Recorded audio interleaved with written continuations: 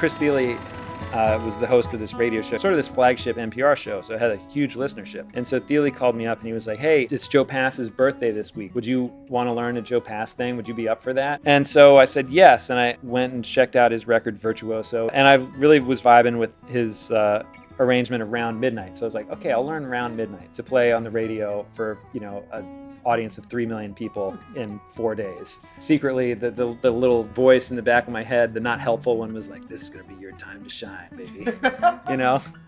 And I feel like I let my ego get a little too involved. And so anyway, but that gave me this incredible fuel, and I worked really hard and I got it down, and I could really play the shit out of it. Anyway, when we got to the show, I started getting really nervous. Halfway through the show, like my knees started shaking. And the reason I was getting so nervous was because I'd put so much of my own self-worth and identity on the line. It made me incredibly vulnerable. And, I made it in a quarter of the way through, and I messed up. It was the hardest part. It was the part that I knew that I was the most worried about, and sure enough, I messed it up. But because it was around midnight, and I'm not really a jazz player, I couldn't find my way back onto it. I wasn't fluent with that tune. I'd gotten really good at playing Joe Pass's arrangement.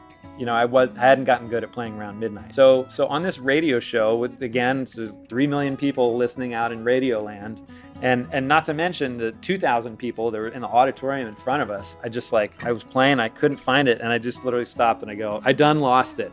Was the quote, because I was like, if I talk like a hillbilly, they'll just take, they'll be like, good grace. What was he doing trying to play Joe Pass? And it was so mortifying. It was so mortifying. It's so relatable though. The experience of like ego getting in the way, or like wanting something to go so well for you that it gets in the way of the music that wants to happen, Yeah, totally. And that voice can be really powerful. And if you feed that voice, it's going to be loud in there. But it was really hard. And I was very, very, very sad all night. Kind of almost inconsolable all night. Just didn't want to talk to anybody. Just like, And eventually, it actually wound up being a really positive experience. I had the realization that tomorrow's a new day. I'm going to go home. I'm going to see my wife, call my family. I'm going to see my dog. And I just realized, that's actually what matters more than any of this stuff. And the fact that it was such a fail actually wound up being this incredible opportunity to grow and learn and gain a lot of insight about myself and about that process of working on things and why we work on things and how we work on things.